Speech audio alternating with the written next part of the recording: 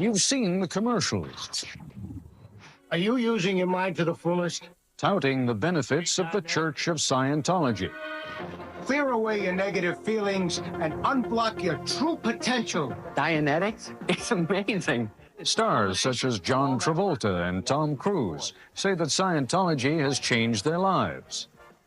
The critics charge fraud, that the Church of Scientology is nothing but a scam to take millions from unsuspecting believers.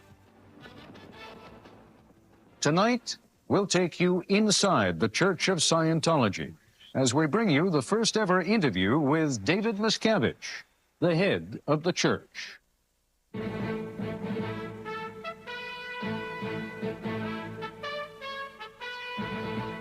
This is ABC News Nightline. Reporting from Washington, Ted Koppel. Some of you may recall that last May, Time magazine did a cover story on the Church of Scientology. To say that the leaders of that church did not like the story would be a case of wretched understatement. As you will hear in a moment from my colleague Forrest Sawyer, the Scientologists launched a multi-million-dollar campaign to counter the impact of that Time story. It was during that general period and in that context that we got in touch with the man who now runs the church, David Miscavige, to discuss his appearance on Nightline. The process has taken 9 months. Mr. Miscavige tells us that he has never done an interview before. And I think it's also fair to say that he and the men and women who run the Scientology organization are somewhat leery of the media. The Church of Scientology, for reasons that we will also be presenting, does not generally get a very favorable press. David Miscavige is described in one article as ruthless with a volatile temper, in another as being so paranoid that he keeps plastic wrap over his glass of water. I was pleasantly surprised then when Mr. Miscavige first came to my office a few months back. He came alone, without any staff, and we had an amiable, if intense, conversation. I believe he even accepted a cup of coffee without plastic wrap. We'll let you make up your own mind about David Miscavige. We do have some things to tell you, however, about the Church of Scientology. Here is the first of 2 reports from Nightline correspondent Forrest Sawyer. After decades of seeing church officials arrested, after hundreds of lawsuits with critics and defectors,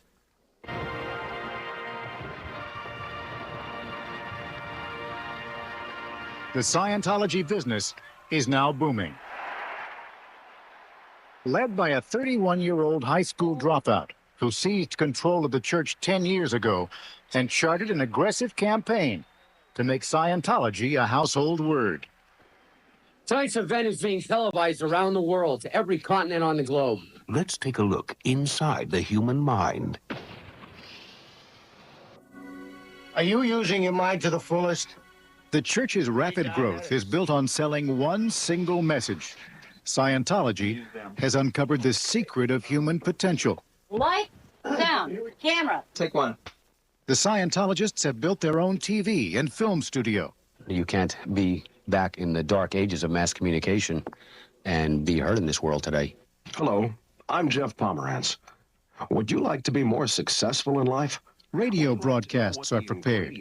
Audio tapes reproduced by the thousands on high-speed copiers.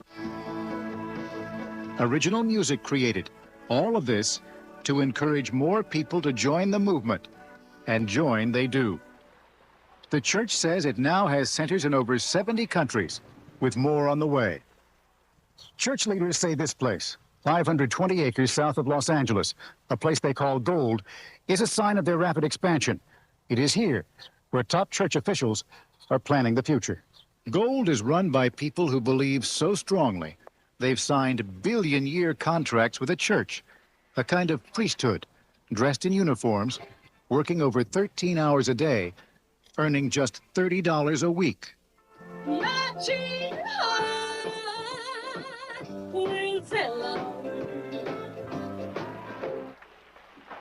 The church says these men and women are only the most dedicated of 8 million members worldwide. Church of Scientology President Heber Jentzsch. How do you get to call them members? Because they joined and they came in and they studied Scientology. They took one course, maybe. Well, that's how valuable a course is. 8 million people, yes, over a period of the last since 1954. Critics say the actual figure is closer to 100,000. But unquestionably, thousands of people, including well-known celebrities, do swear by what they call a technology of the mind. And this really directly affects my relationship with people, with individuals around me, with my loved ones, and also with audiences. Psychological techniques, they say, help them feel better and act more effectively. And there's a promise of something more. From the very beginning, there was an air of mystery. There was an air of somewhere up this path, there was something extremely potent and very sort of seductive and attractive. The introduction begins when you walk into a Scientology center. Problems in your life? Take a personality test. Evaluators are ready to tell you what's wrong. In fact, the counselors are operating from a script that tells them exactly what to say. For instance, you are capable and overt as a person, but probably not to the degree that you should be or would like to be. And the script always ends the same.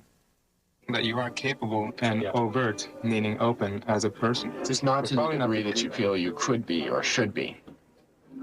This is where Dianetics can help you. The script tells the evaluators to sell hard. The more resistive, meaning resistant or argumentative he is, the more the points should be slammed home. And it works. Okay, so you guys ready to start? Yeah.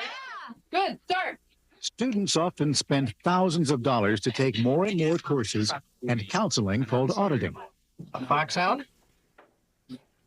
A dachshund? They find problem areas by using an e-meter, which Scientologists claim can read thoughts, or by modeling with Play-Doh. The goal is to become what they call clear, free of the influence of negative past experiences. For all the praise of Scientology from church members, there are equally vocal critics.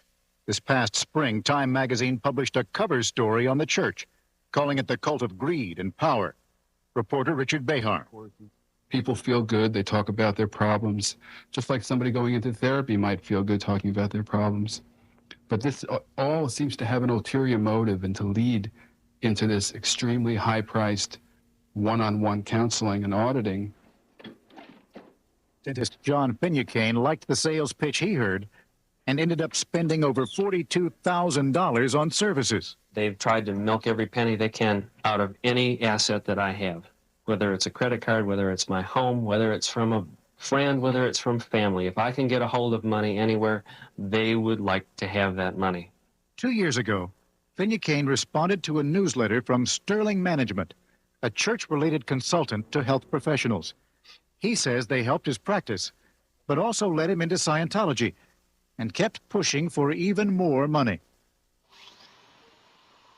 Finucane says they charged $8,500 to his credit cards without permission. When they began phoning for more, he turned on his tape recorder. So basically, I don't even have enough money for that, just to even get to the point where I can do my auditing. You have quite a bit, though, John. I mean, you know, I don't think buying more is your problem. Your problem is your wife. Because Finucane's wife opposed the church, they declared him a PTS, potential trouble source. They said, well, you either need to shape things up or disconnect, as they say, which they won't ever say divorce. They just say disconnect. Ken Rose says he had to choose between the church and his children. He says he was told to sign a paper agreeing to waive his parental rights or see his sons thrown out of Scientology school. On what is probably the darkest day of my life, I spent several hours with them and their mother, with them at one point literally on their knees, sobbing for me to sign this paper so that they could keep going to school. Defectors claim the church tears families apart every day. Roxanne Friend brought her brother into the church. She says he ended up helping to kidnap her. They put me in a little apartment. They had a guard at the front door and a guard at the back door, and I was not allowed to leave. There was no telephone and no means of communication with the outside world. Friend claims she was held to convince her not to see a non-Scientologist doctor when she felt sick. I'd be told, well, yeah, you were ill, but then no, we just need to audit you. Give us, $6,000, $12,000, and we'll audit you, and you'll be flying again. That's a direct quote. We'll get you flying again. You know how it looks? It looks pretty good. Does it? Yeah. Today, Roxanne has incurable cancer, which she says could have been treated if diagnosed earlier. She spent over $80,000 on Scientology and has almost nothing left and no medical insurance. She blames the church. You're going to have a sense of anxiety or desperation to do whatever it takes to sign your life away, your money and your mortgage and your child. Church officials deny these charges made by what they call a handful of disgruntled people, many of whom they say are pursuing lawsuits in order to squeeze the church for money. The defectors' response? There are hundreds of others who are simply afraid to speak out. Why they may be afraid and what the church really believes in our next report a few minutes from now. In fact, when we come back, we'll be bringing you part 2 of Forrest Sawyer's report and the first ever interview with the head of the Church of Scientology, David Miscavige. This is an ABC News Nightline exclusive, brought to you by Charles Schwab. Everyone has... Ram Sunday. Does the Church of Scientology believe, and what can happen to those who criticize those beliefs? Once again, here's Nightline correspondent Forrest Sawyer. I've slept with bandits in Mongolia, and I've hunted with pygmies in the Philippines. As a matter of fact, I have studied 21 different primitive races, including the white race. Scientology's founder was a man with an imagination. L. Ron Hubbard wrote pulp science fiction for a penny a word, and critics claim manufactured his own life history as well. He called himself an explorer and a war hero, the man who discovered the keys to the universe and used them to heal his own war injuries. Critics say Hubbard's claims were so fanciful that one California Superior Court judge declared Hubbard to be, quote, virtually a pathological liar. These are a bunch of people who never caused anything in their lives to begin with, and who I would say are jealous of a man who brought a technology of religion to this world, the like of which has never been seen before. And it works. In 1950, Hubbard turned away from pulp novels with a new book that would change everything. Dianetics, America's #1 self-help bestseller. It was, Hubbard said, the true science of the mind, and it sold millions. When psychiatrists challenged his claims that Dianetics could heal illnesses and increase intelligence, Scientologists fought back. Since psychiatry is Russian and Nazi, remember, it's an import. It's like bringing the bubonic plague into America, as far as I'm concerned. They are not American, and we are. And they can go back to where they came from. Hubbard said psychiatry was part of a vast conspiracy to destroy his newly formed church and control mankind. Recent Scientology films still attack psychiatrists as potential killers. And with each little swing, a manageable and composed individual. 1, 2, 3. Hubbard also announced he had gone beyond psychiatry by literally traveling in space to Venus and Mars and to a distant radiation belt. I was up in the Van Allen belt. This is factual. And I don't know why they're scared of the Van Allen belt, because it's simply hot. You'd be surprised how warm space is. Hubbard said he had discovered secrets of the universe so powerful they could only be heard by Scientologists who had spent hundreds of hours studying his programs. Anyone else would be struck dead by the knowledge. He told stories of how 75 million years ago, an evil tyrant collected beings on other planets to be stored in volcanoes on Earth. Boxed them up in boxes, threw them into space planes. DC-8 airplane is the exact copy of the space plane of that day. And no difference, except the DC-8 had fans, propellers on it, and the space plane didn't. As this film depicts, the spirits' bodies were destroyed by hydrogen bombs, and today their troubled spirits are attached to human bodies by the thousands. Called body thetans, they cause endless problems. Only Scientology knows how to shake them loose. You talk to them. And when you find out who they are and what they are, what they're doing, and what's making them stick around you, then they blow. And so you pay a lot of money. I mean, you have lots of body pain. This process takes lots of time. Scientologists today consider these sacred writings, the story of how mankind's problems evolved millions of years ago on other planets, and so they need to be kept secret. Defectors claim there is another reason for secrecy. I really think that instead of handing out personality tests on the street, they handed out a story that said, you know, what's really plaguing you is that you're encrusted with little spirits. And these spirits are suffering from an incident that took place 75 million years ago. And if you come on into our church, we'll cure you of this. I think that there would be a high rate of people saying, no thanks. L. Ron Hubbard died in 1985, leaving behind a church embroiled in controversy. The IRS has been in hot pursuit for years. Defectors are suing for millions of dollars in damages, and critics are loudly claiming the church is running a huge con game. Once again, the church is fighting back. I've done a lot of investigative stories in my career, and this thing takes the cake. When Richard Behar published a critical story in Time magazine in May, the church mounted a $3 million campaign in USA Today, accusing the magazine of being manipulated by drug companies the church opposes. Behar claims they went even further. I have evidence that they've gotten hold of my personal phone records. They've called up friends, neighbors, a former colleague. I've gotten a visit to my apartment building, which I believe is connected to the story. It is, critics claim, part of a policy called fair game, in which enemies may be tricked, sued, or lied to, or destroyed.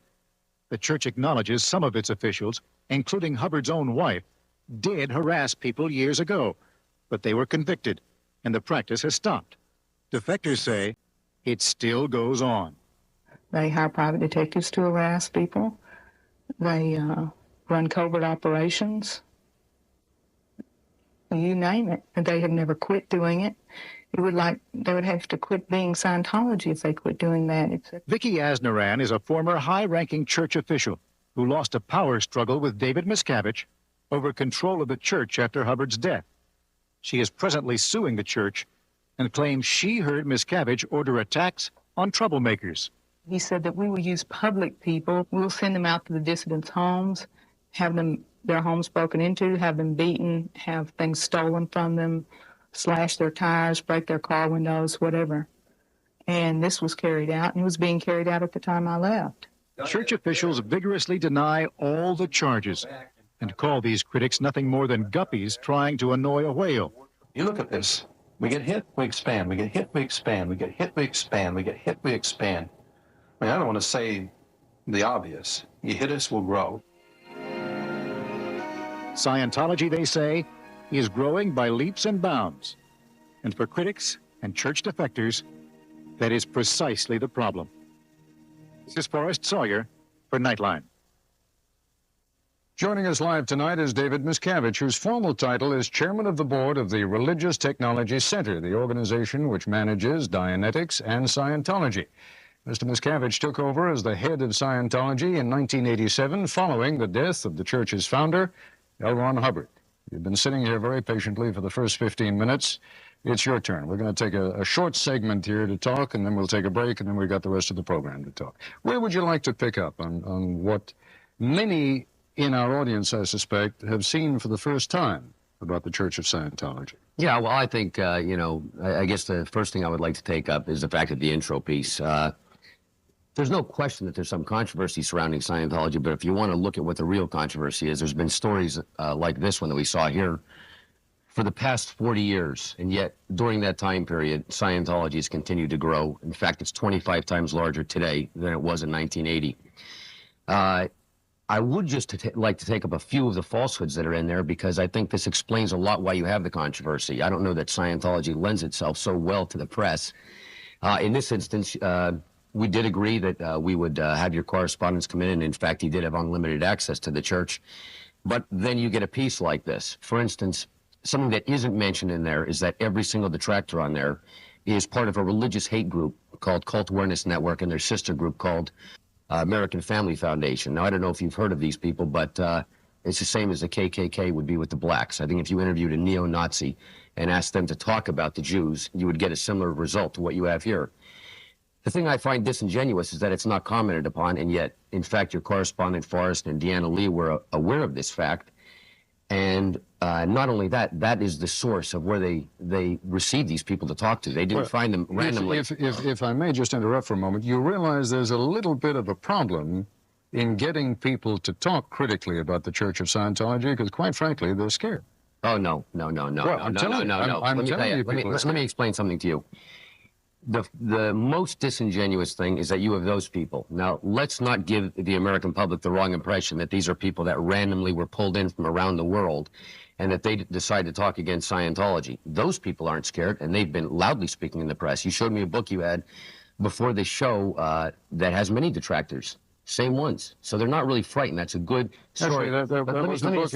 It was a collection of articles that has been written about you. But the same people are quoted. No, what I was saying is the reason, perhaps, that we only hear from those folks is that there are a lot of other people who might be considered detractors of the church, and they, who do not belong to any organization, are quite frankly afraid to come out and speak. Well, I'm sorry. No, I'm sorry. That story doesn't hold water, because I'll tell you, from my perspective, the person getting harassed is myself and the church. Let me give you an example. We did make access possible for Forrest. That isn't to say that he took advantage of it, Ted. For instance, the subject of money comes up. It comes up routinely, and I'm sure we might bring it up later on in this show. But I, in fact, had the highest contributors of Scientology gathered up so that Forrest could interview them to ask them why they gave money to the church and how much they had. And believe me, it's larger figures than these people are talking about. He told me he didn't have time. I said, please, I mean, they're here. He said, no, I don't have time. I don't want to see them. I offered for him to go down to our church headquarters in Clearwater, Florida, where 2,000 parishioners are there at any given time from all over the world. In other words, he would get a cross-selection, people from Germany, England, California, Florida, Spain, Italy, you name it. Didn't want to go, didn't have time. So to represent also that this is what the church puts forth isn't so, here's what I find wrong, and here's what I find the common mistake the media makes. I can get you 100,000 Scientologists who will say unbelievably positive things about their church to every one you had on there. And I not only am upset about those people not being interviewed, they are too. And the funny thing about it, and why you find us not really being that willing to speak to the media, is because not just myself, any Scientologist will open up a paper, will watch this program. They're probably laughing right now, saying that isn't Scientology. That's what makes media. Media is controversy. I understand that. And if you really looked at the big picture of what's happening in Scientology, it isn't really controversial, certainly to a Scientologist. We're going to have to take a break. Very good. I hope you understand that there's a little bit of a paradox in your saying, you know, we're not going to get a chance to listen to what Scientology is really about. We have with us, after all, since you were... Oh, absolutely. I'm just trying to correct this. I understand. We're going to be spending the rest of this hour in which I'll have a chance to talk to you, and you can clear up some of the misconceptions we have. Absolutely. Okay? Okay. We'll continue our discussion in a moment.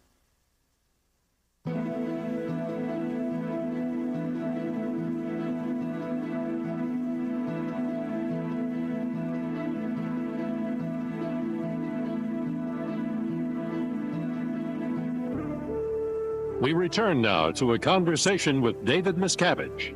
Once again, Ted Koppel. I'd like to begin, Mr. Miscavige, with, I guess, the kind of broad question that perhaps folks at home may be asking themselves right now, but let me be the guinea pig for a moment. Mm-hmm. See if you can explain to me why I would want to be a Scientologist. Because you care about yourself and life itself. Scientology, the word means study of life, study of knowledge. And that's what it is. It takes up all areas of life itself. Things that are integral and maxims that are related to life in very existence. Let me give you an example. It's better if I take that because it is such a broad-ranging subject covering so many different areas. The subject of communication. This is something that major breakthroughs exist in Scientology. Being able to communicate in the world around you, and I think everybody would agree that this is an important subject. Well, there's an actual formula for communication, which can be understood. You can drill on this formula of communication and learn to drill. But moreover, take the person who has trouble communicating, has Well, for some reason he can't, anxiety, whatever. I'll tell you what, let's stick with me, okay? So far in life, I haven't had a whole lot of trouble communicating. Now, see if you can communicate to me what it is that you're going to be able to do for me that makes me a better communicator. Well, in Scientology, you don't do anything for somebody else. Scientology is something that requires somebody's active participation. Then, fine. Certainly, let me explain something. I want to participate. I want to be active. Okay, what in your life, Ted, what in your life do you not feel is right that you would like handled? I feel perfectly comfortable with my life. I like my job. I'm happy with my family. I love my wife. I'm healthy. I'm perfectly content. That's why I'm asking you, what is it you can do for me? Well, number one, I would never try to talk you into that Scientology is for you. You see, that's the funny thing about this, is if I'm now going to give a sales pitch to you on Scientology, believe me, Scientology is valuable enough that it doesn't require any sales pitch. But let's look at it this way then, what Scientology does. If you look out across the world today, you could say that if you take a person who's healthy, doing well, like yourself, you'd say that that person is normal, not a crazy, not somebody who's a psychotic. You look at a wall and they call it an elephant. Would you agree with me on that? So far, I got no problem. And you can see people below that. Right. And crazy people, criminals, that I think society in general will look at and say that breed of person hasn't something quite right because they're not up to this level of personality. You can understand that. Well, we in Scientology are not, you see, all past attempts have been to bring man up to somebody's standard of what's normal. What we're trying to do in Scientology is take somebody from this higher level and move them up to greater ability. You see, we're interested in... What about those folks down there? Well, yes, no, we don't ignore them, but my point is this. Scientology is there to help the able become more able. The guy who's going around, he's working, he's trying to make it. These people generally have something in their life that they would like to improve. And in any event, if you can increase that person's ability, the one who's chipping in, the one who's able, and bring him up higher, the sphere of influence that he affects in the world around him can be much greater, and he can get on and do better. Now, Mr. Miscavige, when you and I talked the first time, a few months ago, I said to you I was going to come after you on some of these issues. I am a cynic by nature. I guess that's why I like being a reporter. What you have described to me there fits perfectly with the image that I have of Scientology. Namely, you're interested in folks who are producing. Another way of saying that is you're interested in folks who've got money and who can pay to work their way up the Scientology ladder. That's where you missed the point, because in fact, you know, this subject of money comes up, but you've got the wrong issue there. The subject of money is, where's it going? You see, another part that isn't in that piece, the money in Scientology isn't going to me. It's not going to my colleagues. That's a fact. That's a fact. You can call up the IRS and find that fact out. They've audited our records and seen all of that, and none of that money is going anywhere. As a matter of fact, the officials in the church are paid far less and live far more frugal existences than any other church leader. Our money goes to social causes that we accept. You take these people, we are the largest social reform group in the world, do far more than any other church. For the last 2 years, we've been voted the Community Outreach Group of the Year in Los Angeles. By whom? By the local city council. The Senate of California passed a resolution that's for our work with underprivileged children in California. We work on getting drug addicts off drugs. We support Narconon, which is a drug rehabilitation center, using the drug rehabilitation technology of L. Ron Hubbard. There are 33 centers around the world. Over 100,000 people have been gotten off drugs. We sponsor educational programs. Several years ago, in just one instance, we worked with... I don't want to minimize any of that, but how does that make your group, how did you put it, that you do more to help... Social reform. Social reform than any other group in the world? More than the Catholic Church? More accurately is per size. And when you put it in that rate, in other words, how big Scientology is compared to any others, the amount that we do on that subject, there's not even anybody comparable. Okay, we've got to take a break. We'll continue our discussion with David Miscavige in a moment.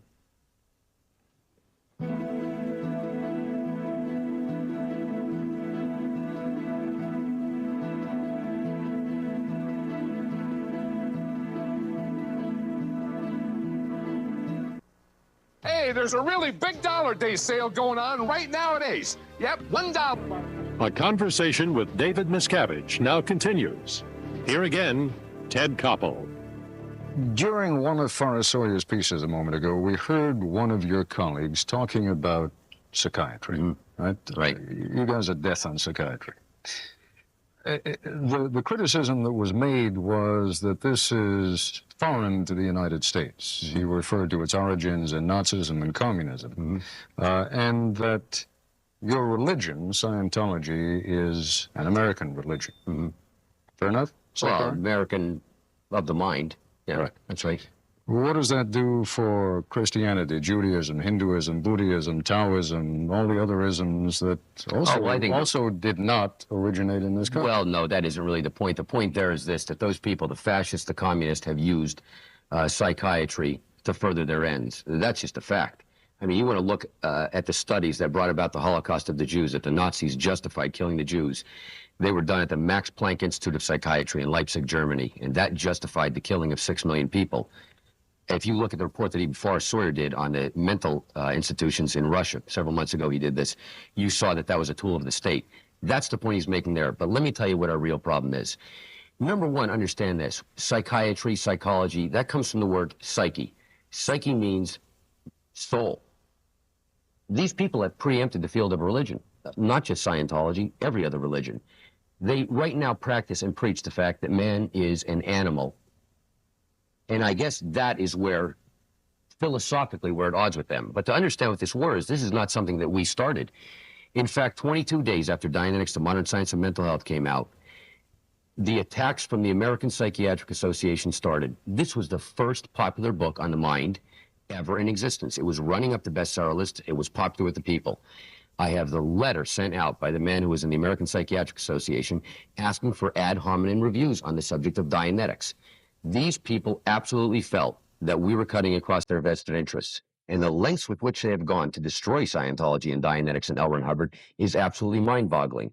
They attempted to do so through the 1950s. First, they tried to attack L. Ron Hubbard's credibility. Then they recruited the American Medical Association and the Food and Drug Administration, and they then proceeded to infiltrate our organization. Let me stop you just for a moment, because when you talk about undermining L. Ron Hubbard's credibility, and again, I have no idea whether that video and the tape that we why don't we touch on that we heard was representative of L. Ron Hubbard. But when I hear about a man talking about having been taken out to the Van Allen space radiation belt, of spaceships that were essentially the same thing as the DC-8. I got to tell you, I mean, if we're talking about this man's credibility, that certainly raises some questions in my mind about his credibility. Okay, well, let me ask you: have you read any books on Dianetics or Scientology? I've been reading little else over the last few days. I must confess, I'm not a student. But you haven't read Dianetics or any books on Scientology. You're absolutely okay. Right. Fine, then that's why you would make a comment like that. I mean, let's not joke around here. That bit that Forrest did there, pulled out of context items. And let's not forget something else, by the way. I told Forrest Sawyer, and I was open about this the whole time. I have been in communication with Nightline numerous times. I said, Forrest, something comes up. You want to bring me up an allegation, you confront me with it before this so I can do away with this garbage and not have to do it on the program. Dave, I promise you I'll do it. Numerous calls have been put into him. I have never heard it from him. I never heard about these. To do that, it's take anything out of context. Ted, let me just give you an analogy. Let me give you an analogy. You know that there are going to be a lot of folks out there, and I'm sure there are a lot of Scientologists. I don't want to offend anyone who truly believes this, but there are a lot of people out there who look at that. You say it was taken out of context. Take a minute, if you would, and see if you can put it into context for us so that it does not sound ridiculous. Because quite frankly, the way it sounded there, it sounded ridiculous. Okay, well, let me ask you to do this then. I want you to take the Catholic Church and take right now and explain to me, to make sense, that the Virgin Mary was a virgin. Scientifically impossible, unless we're talking about something, okay, I'll be like you, I'll be the cynic. If we're talking about artificial insemination, how could that be? You're talking about going out to heaven, except we have the space shuttle going out there. We have the Apollo going out there. You do that. I'm not here to wait. I'm not here to talk. I'm not here to talk. Let me do it. And you were a Catholic as a child, right? Yeah. So you know full well that those issues are questions of faith. Are you telling me that what we have heard L. Ron Hubbard say on this broadcast this evening, that they, to Scientologists, are issues of faith? If that's what you tell me, then that's fine. No, as a matter of fact, what I'm telling you, you talk about the Van Allen belt or whatever, is that forms no part of current Scientology. None whatsoever. What did he mean when he was talking about it? Well, quite frankly, this tape here, he's talking about the origins of the universe, and I think you're going to find that in any religion. And I think you can make the same mockery of it. I think it's offensive that you're doing it here because I don't think I'm not mocking it. I'm asking you a question. And you know, you turn it around and ask me about Catholicism. I say we're talking about... Well, it's not even a matter of faith because Scientology is about you, yourself, and what you do. You're bringing up something that isn't part of current Scientology, that isn't something that Scientologists study, that is part of some tape taken from I have no idea, and asking me about it and asking me to put it in context. That I can't do. So this has nothing to do with your faith If today. you read any books on science, no, Alan Bell, absolutely not, nothing. Okay, we're going to continue our discussion in just a moment. And we're back once again with David Miscavige. I'm going to let you get to the point you want to get to, but I was astonished during the break you told me you had never heard that tape before. No, I've never heard that tape. L. Hubbard tape. No, I'm not. I mean, it may exist there, but I haven't heard it. I mean, I don't know if you understand. There are 6,000 lectures by Mr. Hubbard. There are over 20 million words of printed words in Scientology. And all of these have been made available in Scientology. So if it is there, well, fine. Then I don't think anything's being hidden either. I just personally haven't heard that tape. Okay. No. Now, you wanted to get back to the issue of the psychiatrist. Yes. And let me, if I may, by way of introduction to that, I did not interrupt you before, but you were talking about the use of psychiatry in Nazi Germany, the use of psychiatry in the Soviet Union. Yes. I would argue, and I think most psychiatrists in this country would argue, that what we're talking about here was the misuse of psychiatry in both those countries. Well, okay. And if we're talking about the misuse, fine. In any event, I think any use that ends up killing people is a misuse, and I think that's a hell of a record to have. But let me get back to where I was, because it does tie in. You say the misuse, but I don't know if you're aware that there was a plan in 1955 in this country, Ted, to repeat what was done in Russia. There was going to be a Siberia, USA set up on 1 million acres in Alaska to send mental patients. They were going to lessen the commitment laws. You could basically get into an argument with somebody and be sent up there. This sounds very odd. Nobody's ever heard about it. That's in no small part thanks to the Church of Scientology. I must say, though, when that bill was killed in Congress, the war was on with psychiatry, where they declared war on us. And I want you to understand something. Let me just ask you to be specific on that. You were talking about a bill having been brought into Congress for the setting aside of 1 million acres in Alaska. You got it. For people... Send mental health patients. Mental health patients. Who was the sponsor of that bill? What was the bill number? I mean, I'm sure we're going to... Well, I have a copy of it, and if you want it, I can give it to you. All of these documents were made available to Forrest. If they're not on here, I don't know why, but I do have them, and I will make it available to you. Was that bill ever voted on? Did it ever, ever come out of committee? Oh, yes. It was a major flap for the psychiatrists when it got voted down. Because then the slogan around the country began Siberia, USA, and it was really the first time that psychiatry had been denigrated publicly, that they weren't the science that they had been promoting themselves to be. And they took it upon themselves then to start dealing with anybody who would oppose them. They definitely saw Dianetics and Scientology as opposing them, not only in terms of their brutal treatments, such as electric shock and prefrontal lobotomy, which are specific things that we're against, but also for the fact of the people that were going to Dianetics and Scientology and not there. They went to the Food and Drug Administration. They went to the American Medical Association. They arranged an informant to go into our headquarters here in Washington, D.C., and infiltrate the organization over the next 5 years. I have documents on this, too. They wanted to get somebody in the church to recommend medical treatment. Couldn't get them to do it. Walk in and say, I want to be cured medically. People wouldn't do it. They finally went so far as getting the head of the D.C. the moral department of the D.C. police to send his daughter in as an informant, pregnant, to get an abortion, to ask the church to do it. A frame job. The church didn't go for it. They did then raid the church. When you say they, you're talking about who now? I am talking, this is the APA, AMA, Food and Drug Administration. These people were all coordinated doing these activities, and it went on for 5 years, Ted. And you have to understand, we only find this out recently. They then proceed to raid our church. Now, the following takes place. They killed one of our executive directors. They literally murdered. The Food and Drug Administration hired an informant to go into our organization in Seattle, Washington. His wife was there. He wasn't for Scientology. She was. They said, great, report on her and report on Scientology. He proceeded to do so. Several weeks later, murdered the head of our organization. Food and Drug Administration never told us that it was their informant. Instead, they got with the with the Seattle police, and went undercover in the organization on the homicide investigation to rifle our files. At that same time, and here's where the media comes in, a man interviewed L. Ron Hubbard for the Saturday Evening Post, came out with an unbelievably bad article in that magazine. Of course, Scientology said, you're part of this Food and Drug Administration thing. And of course, he said, oh, excuse me, you just sound like the Fringe, which is very easy to say. What do I find out 20 years later through the Freedom of Information Act? I find out that this man, a man named James Phelan, had been, well, the Saturday Evening Post had been written to by the Food and Drug Administration to get a discrediting article written on Mr. Hubbard and Scientology to help their case against us. That this man then went and interviewed Mr. Hubbard. He interviewed him for 2 days. Mr. Hubbard provided him with tapes and transcripts. The man came back here to the United States. Mr. Hubbard was in England and provided those transcripts to the Food and Drug Administration for their case a full week before he ever wrote his article. We have got to take another break. We'll continue our discussion in a moment.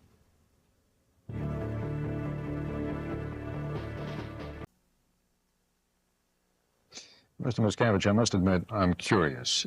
You have been the head of the Church of Scientology now for what, a little over 10 years?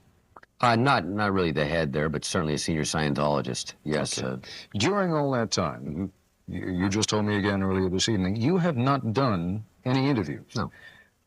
A, tell me why, and B, why now? Why now? Okay, why not?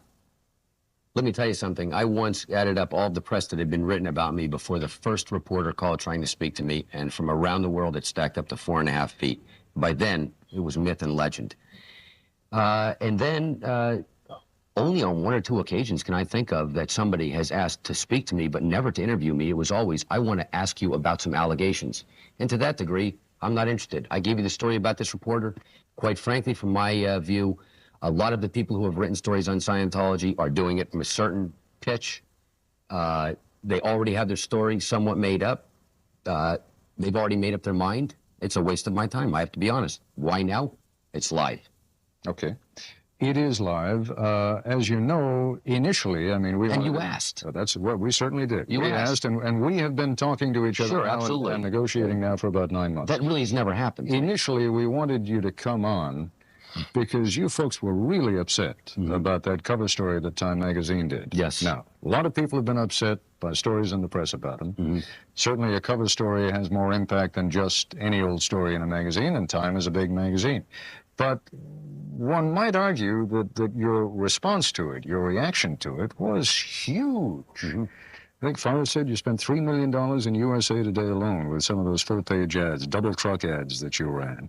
Didn't you also run some TV ads and radio ads? No, nothing on Time. And by the way, when you say the $3 million, that was an advertising campaign. You have to understand the first 3 weeks of it were about the Time magazine and correcting the falsehoods on it. Right. That was a campaign that ran for 12 weeks. The rest of it was attempting to inform the public of what Scientology was. Now, I told you we've got to take a break in exactly 1 minute, so I may have to cut you short if you go longer on this. But why were you so... What was it about the Time magazine story that so upset you? Because it wasn't reporting on anything. It was an attempt to cause something. Richard Behar is a hater. Behar. He had done an article on Scientology 3 years earlier in conjunction with the Internal Revenue Service. The man was on record on 2 occasions attempting to get Scientologists kidnapped. That is an illegal act. When you get somebody like that doing an article, you're not too interested. Right. Let's leave that hanging in the air, and I promise we'll come back to it. I think both you and Mr. Behar deserve more on that subject. I'll be back in a moment. A conversation with David Miscavige now continues. Here again, Ted Koppel. As you can see, our hour is up, but A, the opportunity to talk to Mr. Miscavige is such a rare one, and B, we really do have some issues that have been left hanging that we're going to go a few minutes over our allotted time. You made the charge a moment ago that Mr. Behar of Time magazine, the reporter who wrote the cover story for Time, that he had, conspired with someone to try to get some Scientology he had written an original article, and some people had called him up, and he was telling them to kidnap Scientologists. He was telling them to kidnap Scientologists. Yes, and get them forcibly deprogrammed, which, according to Ted Patrick, who was the father of deprogramming, it always includes kidnapping, usually assault and battery, and certainly with the intent to commit a felony. Right. Now, kidnapping, as you well know, is a federal crime in this country. Well, let me tell you something. There was one person who He used in that article that was at the behest of him that infiltrated our church in New Jersey. He didn't quote this in his article. I didn't find out until actually about a month ago. And the person has just been arrested. As a matter of fact, 4 people from this same group I mentioned at the beginning of the show have just been put under arrest last week for forcible kidnapping of persons from another faith. You have to understand something, Ted. These people that he aligns with, this cult awareness network, which every one of these people are a part of. Although I told you during a break that my producer told me in my earpiece right after it, I was going to leave it alone, that all of those people maintain they are not in that cult awareness group. No, they don't, because I'll tell you right now, I spoke to, well, that's just not the case. But in any event... Can we stay on Mr. Behar for a moment? Absolutely. Because you have made what is really a very serious charge, and that is that he was he admits to it. That he was involved in... I'm sure he does not involve... no, he admits to wanting to get a Scientologist kidnapped. Involved in kidnapping. That would be a very serious admission. He absolutely admits to wanting to get a Scientologist kidnapped. It's in your Washington Post. So why didn't you bring charges against him? He didn't succeed. He didn't succeed. Our point is this, Ted, as I said, you're missing before, there is such a thing as attempted rape, attempted murder, attempted kidnapping. It's also a crime. But they didn't make it. They didn't make it. I mean, the point is this. It doesn't matter. It's still a crime. Okay. The person would have to bring charges. I think you're really missing the issue, Ted, because my point is this. That man represents himself as an objective reporter. Here he is on record, a full 3 years before he wrote this article, stating that he felt Scientology should be kidnapped to change their religion.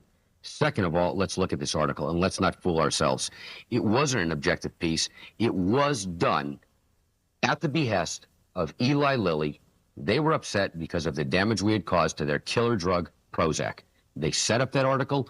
They used their advertising dollar to force it to run, and that's the fact. All right. Now, if that is the fact, you're a careful man. I'm sure that you have evidence of that. Well, here's what I do have of that. I do have a man here in Washington, D.C., named Duffy Wall, another one named Walter Moore. These are lobbyists for Eli Lilly. We have Burson Marsteller, the PR firm for Eli Lilly. The reason I'm saying this, you have to understand, this isn't my charge. I'm telling you what they say. After that article came out, they were around town here saying, we caused that article on Scientology on behalf of Eli Lilly. You have affidavits? You have affidavits? Let me tell you what else I have. You have affidavits? And from them, of course not. You think they admit it? Well, I mean... but they're the ones who said it. You're saying they said it. Let me tell you what I do have. Let me tell you what I do have. Go ahead. I go one step further. I then later found out, and you didn't know this, that Eli Lilly ordered a reprint of 750,000 copies of Time magazine before it came out, reported in the Washington Post. But most importantly, here's what I do have. I put in a call to the people, the advertising firms who set this up. I called up JWT, J. Walter Thompson in New York. I spoke to the CEO. He said he would look into it and get back to me. He never did. I called up a man over in England who owns all these advertising and PR conglomerates for Eli Lilly, a man named Martin Sorrell. Ted, I asked him 10 times on the phone to deny that he had set this up on their behalf. He wouldn't do it. All right. We put in a call to Eli Lilly. Their response was, we can neither confirm nor deny. This is a pretty heavy allegation I'm making. I'm only making it because what I heard from their people, and they won't deny it. So for you to challenge me on it, you have to understand they're not challenging me on it. And furthermore, our story that came out in USA Today covers this entire matter. They haven't called in once to correct any fact in it. When you say your story, you mean your advertisement? Well, there was actually an insert in there that laid out the entire way that came about. Let us get back during the few minutes we have left in this broadcast to discussing Scientology a little. And I made a suggestion at the beginning of this program, or near the beginning of the program, that in order to progress within your church, it costs money, right? If I'm poor, how far can I progress? Pretty far. How far? Well, I'll tell you this, by the time you start getting anywhere near the top, I guarantee you wouldn't be poor anymore, because generally people in Scientology do better if they honestly make it. But let us assume there are some folks out there who are just poor. Well, they don't have any money, they don't have any friends or relatives who have money. Is this the right religion for them? Oh, absolutely. This is the right religion for anybody.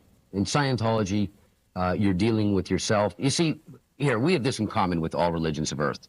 All religions of Earth try to help man to be better and to cause him spiritual improvement. Now, most in the Judeo-Christian society, they say if you have faith and you live your life, that you'll achieve spiritual salvation in the afterlife.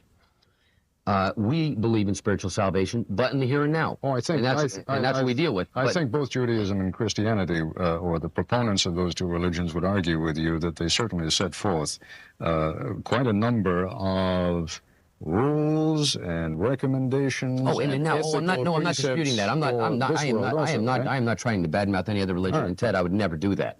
All I'm saying is that they have their way. What's different in Scientology is how we approach it. There are higher levels of awareness as a spiritual being, and that's what we're dealing with in Scientology. Now, for me to talk to you about this and for you to have a reality on it, I don't think I'm going to get that, and I'll tell you why. You don't have a reality on it.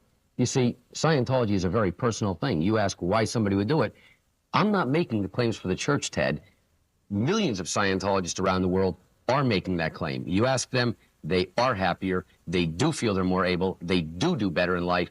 They know it has helped them. They say it. You can't take that away. And just like I wouldn't take that away from any other religion, when somebody then comes about and says that Scientology doesn't do that, are they telling me I don't have my own feelings? No, I'm just asking you, and it strikes me as a reasonable question, but if you can't answer it, you can't answer it, that there must be a way of explaining, without going into any of the innermost secrets of the Church of Scientology, and I understand your church has some secrets. There has to be a way of explaining what it is you do that's different. What it is that we do? That's not very difficult at all. We approach it on a one-on-one basis. There is absolutely a technology of Scientology. There's a philosophy which covers the subject of life. I started talking about communication earlier on. Well, of course, it covers interpersonal relationships, a million subjects. I don't have enough time all night to go into them. But separately, there's a technology that's applied to you as an individual. Actual one-on-one counseling, where you look. Well, number one, you have to understand the first premise. You are a spiritual being. You look. You find out more about yourself, who you are, where you have been.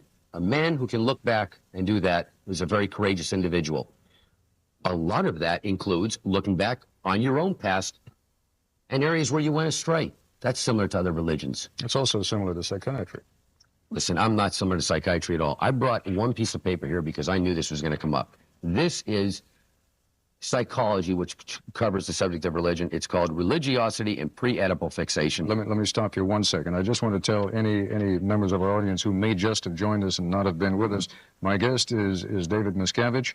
You are now the head of the Church of Scientology. Yes. Right. Okay, please. This is what they say about religion. They say abstract. Religious. Who is this again? This is out of the Journal of Genetic Psychology. This is March 1985. And I want you to understand why I don't like being compared to these people, because I'm in a completely separate realm. Religious belief and observance derive from pre-Oedipal oral and anal drives according to psychoanalytic theory. Specifically, belief in deity and such concepts as the afterlife are consonant with oral needs for nurturance from an omnipotent benefactor, coupled with the denial of death. Observance of ritual, and particularly church attendance, is a function of the anal need for regular activity and the anal compulsive need for regularity and repetitiveness. This is an offense to any religion. I am not like these people. We deal with the spirit. They say man's a body. We separate right there. We're interested in bringing persons to a higher plane. They deal with the neurotics. They want to bring him up and tell him how to solve his problems. In Scientology, Ted, we want to bring the individual up to a higher level ability so that he's more intelligent, he has better reaction time, he's more able and intelligent so that he can handle his life better. Now you've handled something. Explain to me, and again, going back to the pieces that we saw before, and by necessity, even though we ended up doing 15 minutes on these pieces, you end up compressing things. Sure. And I don't want to lead people astray. Talk to me for a moment about the e-meters. Those are those handles that you see people holding in the pictures, and they are dealing now with an auditor. An auditor is the person who, this is the one-to-one. Well, here's what happens. Yeah. Could be me and you sitting across from each other. Maybe. Okay, let's say I'm holding the e-meter. What are you doing, and what is that e-meter doing? What is it capable of doing? Okay, what it is capable of doing is registering what's bothering you. It is a guide. It doesn't tell you anything. It doesn't yell out. Well, it's a meter there, and it sends a little electrical flow through your body. You're holding something there, very tiny. You cannot feel it.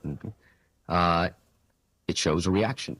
What does that reaction mean? That reaction just says there's a reaction. You thought something about it, or it's something that has some form of mental energy. Reaction to what? You're saying words, and it's almost like free association. Or I mean, what am I reacting Listen, to? stop comparing it to psychotherapy because it isn't. I'm just asking. And by the way, okay, there are a million things you could do, but you take up an individual subject of a person's life. I'll bring up the subject of communication. If that isn't you, fine.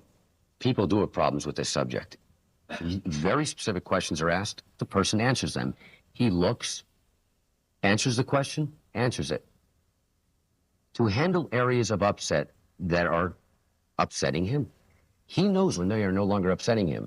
He finds out finally for himself why they were upsetting him, and they no longer do. That is what's happening. What I'm still a little bit lost on is, presumably, you and I could do that. Oh, absolutely. Right now, right? Well, you'd have to want to participate in it. But why do we need that piece of equipment? Oh, because it's far more accurate. I mean, originally in Dianetics and Scientology, there was no meter, Okay. and you would look at a person. What is the you look at a person? I'll tell you. Because I'm looking at a needle sweeping across. Okay, you would look at the person. You would look at the person and hear something similar. I can see your face flush, or I can see you cry, or I can see you smile. You can observe people, right? Well, not many people have an ability to do that, and plus that is pretty crude. What this does is when there is an area of upset, it registers. That's all it does. When the area of upset no longer exists, it doesn't register. That's all it does. It is strictly a guide. And what is the communication is taking place between you and I? You see, we're in there together. I'm asking something about you. You're interested in finding out something about yourself. I'm there to help you find that. But I'll tell you, here's where else we differ from psychotherapy, psychology. Those people would tell you, this is your problem. That's a pretty arrogant position to take for that person to tell you what's going on, considering every individual on this planet is different. Scientology, we show you a way to find out for yourself. And do you know who knows when you found out? You do. And if this still doesn't make sense to you, that's because you haven't done it. I can't be more clear.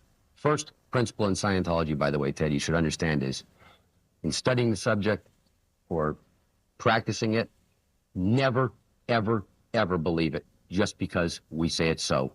Only once you have experienced it yourself and you find this concept to be true, should you then consider it to be true. Could you, just on the most basic level, I mean, you say originally it was done without the e-meter anyway. Could you, on the most basic level, do it with me right now?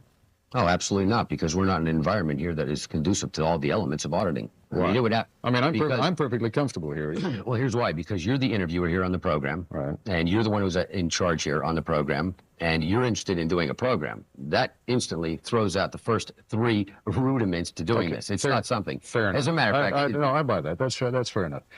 One of the other ways, if you're not going to use the e-meter, though, Forrest also showed some of the people working with what? Plasticine? Oh, yeah. You know, I mean, there's a sort of misconception that comes out. That's part of the study technology of Scientology. There's a study technology developed by L. Ron Hubbard. He isolated the three barriers to study. This is a technology that helps you study any subject. One of those is not having the mass in front of you. I'll give you an example. Not having the what? The mass of an object that you're studying in front of you. A good example, here we are in a studio and we have cameras all over the place. Imagine you were going to school when you were 15 and you're studying up on cameras and you've never seen one, okay? You wouldn't really quite understand it too well. It'd be better if you had the camera there that you could do it with. Taking something more crude than that, where we're not talking about electronics in any given area of study, the ability to demonstrate in clay a concept in the paragraph allows you to gain a greater understanding of that subject. This is something that he asked me about in the intro. There was a piece on it. But generally what people do is they'll be studying materials, and then they will see if they really understand it by demonstrating it in this clay. And if they can make a three-dimensional figure of it, it often serves to clarify that concept and also show whether they understand it or not. And it's part of a study program. It's not a process of Scientology. We're not looking to make people better with this. It's strictly a way of studying. Why is it necessary in order to progress? I mean, some of the sums that are charged, and I literally don't have them.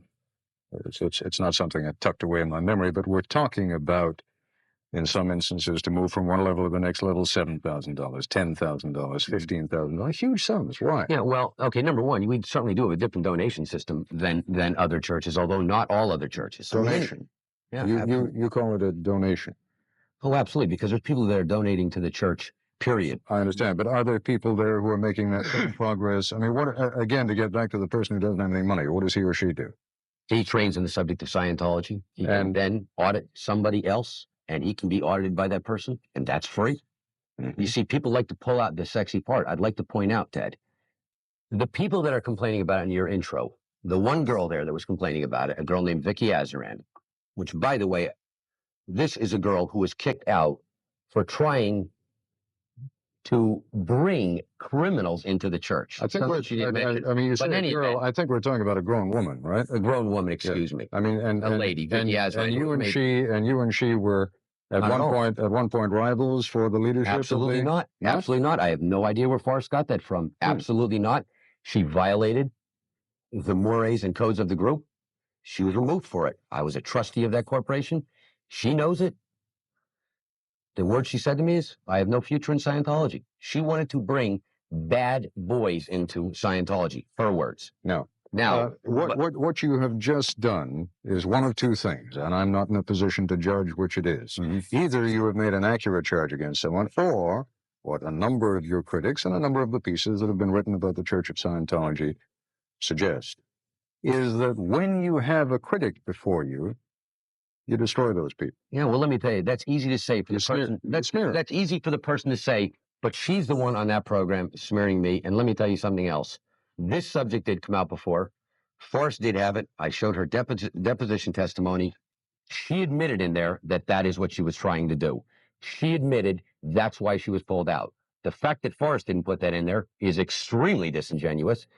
I'm not making any new charge against her, and let's not also forget the fact that she is trying to get $70 million out of the church, and I think that explains 70 million reasons why she would make up something like that. I'm trying to get nothing from her. Has she sued the church? Absolutely. For $70 million? For $70 million. Where does that case stand right now? Case has dragged on for years. It's just been dragging on and on. But I mean, it's still in the court system. Absolutely. Absolutely. But on the subject here, I mean, they bring that up. Ted, it's simple for people to say that, except I'm not out there leveling charges out of the blue against people. In fact, you've got to look at it this way. You've seen the amount of attacks leveled against my church. I haven't even bothered to come out to defend myself until this point, and I'm not even here to defend myself. But if somebody makes a move like that, and they say something, and they have an ulterior motive, I think it should be explained. It's that simple. You had another example on there, a Roxanne friend. This is a horrifying story. This girl was ill. I feel for her. Another woman. Another woman on there. Excuse me. I don't mean to say it in a demeaning way. I'm sorry. She has a horrifying story of having an illness of cancer. And the word in there is that we didn't send her to a church. To a doctor. To a doctor, excuse me. In fact, she's been to a doctor 220 times while she was in Scientology. In fact, when we sent her out of the church, we asked her to please go to a medical doctor and see if something was wrong. The charge, as I recall it, Mr. Miscavige, is that with many of these people... let me finish this one. Let me finish this one because it's important. Not just with Ms. Friend. I'll let you get back to it in just a second. The charge is that you inevitably, I don't mean you personally, I mean the church, send people who complain of some illness to a doctor, but a doctor who is also a Scientologist. I know where you got it. It's invented. Never heard it in my life. So if someone... Well, first time I heard it. It's not the first time because you've read the LA Times series and it was in the LA Times. It was in the LA Times series. I didn't read that. Believe me, I don't read a report on Scientology from the LA Times to find out what it is. So I did not read that in detail. No, but I mean, you've got to understand what your critics are saying. It's just not so. Not so at all. Just absolutely not so. Any Scientologist who wants to go to an outside doctor, no problem. Anybody he wants. It's just an outrageous charge. I have no idea where it came from. What do you call the folks who are up at the higher level of your church? The ones in the uniforms. What is Staff that? members, Sea Org members of the church. Sea Org. Yes. What does that stand for? Sea Organization. Originally SEA. Yes, from the sea. Sea. Yeah, sure, absolutely. What does that mean? From the ocean. Well, originally this group of people were based on ships at sea, and that's where the term Sea Organization came from. That was at a time when all kinds of folks were going after oil on the Hubbard, and he moved his operation out to sea. Not because all kinds of folks were going after oil. I mean, IRS was going after him, weren't they, at that time? Well, let me tell you. I mean, I went through these earlier. You want to talk about them? It had there was no cause and effect relationship to L. Ron Hubbard being at sea, and these people going after him, and therefore he was leaving.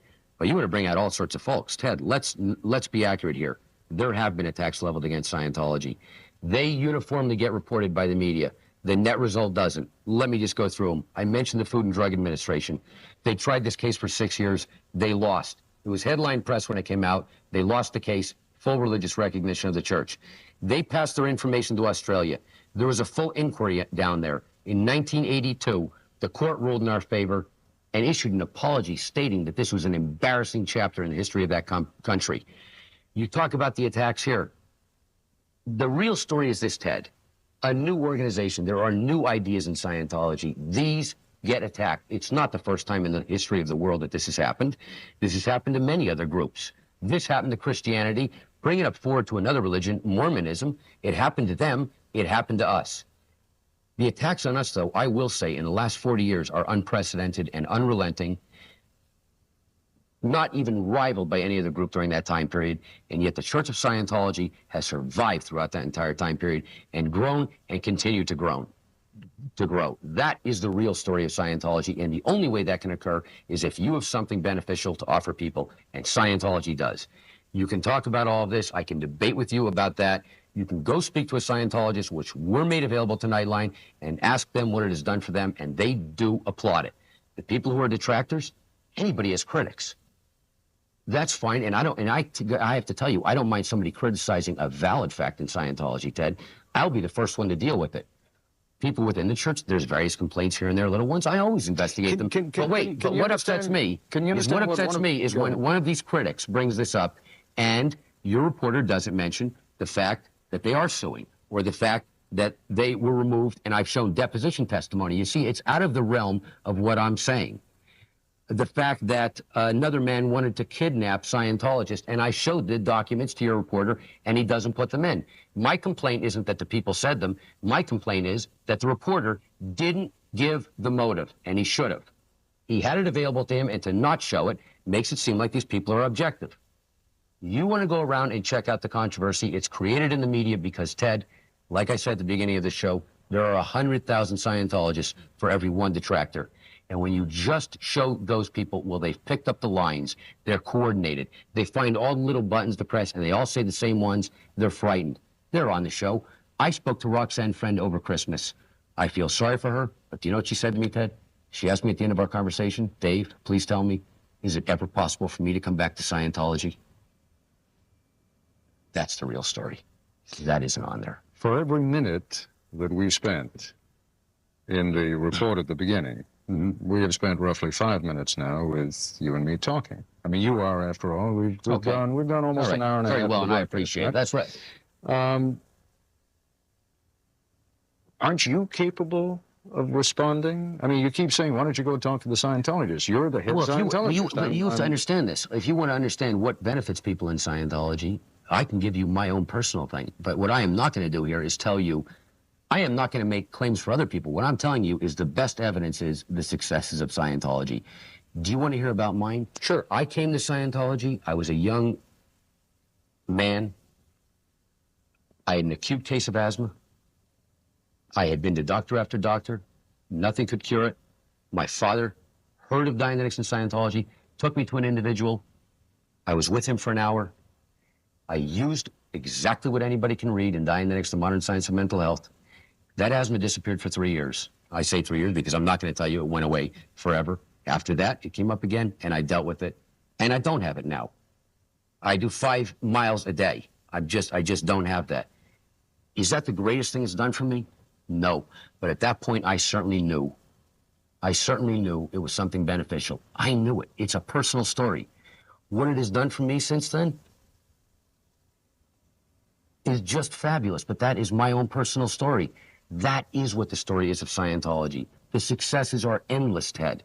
You see, we talk about these, and that's why I was concerned about such an intro piece. The story, 100,000 people off drugs. That's help. That's good. I can give you these statistics. You were talking before about Narconon, right? Narconon operated in Oklahoma, correct? State of Oklahoma said, illegitimate group, tossed you out. Well, there you go. Now we're going to bring up a new allegation. The state of Oklahoma. No, they didn't toss it out. It's still there, and that's in the court system. In fact, what happened, Ted, is that various doctors came in to testify. The leading drug rehabilitation experts in the country came in to testify. Well, let me finish. Who was opposing? Let me finish this. Who was trying to get it out? The psychiatrists. the Mental Health Board. The leading doctors across the country, Forrest Tennant, another gentleman whose name doesn't come to mind right now, testified in behalf. All of the testimony on the efficacy of Narconon program was all in favor of it. Studies have been done. Governmental studies in Spain and Sweden found Narconon to be the most effective drug rehabilitation program in those countries. One man came in, a psychiatrist. He made statements about the program. The man was also on record as stating, and this is a man named Dr. Jolyon West out of UCLA. He stated that living a drug-free existence is an antiquated position in today's society. The judge in that case ruled that having that man talk about our drug rehabilitation program is similar to asking Saddam Hussein to report on the treatment of the Kuwaitis in Kuwait. So why is it still in the court system?